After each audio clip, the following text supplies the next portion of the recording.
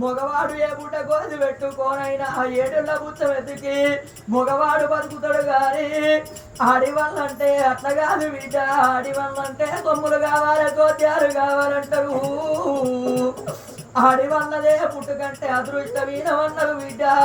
మగవల్ల పుట్టుక జగ పుట్టుకన్నరేనా బిడ్డ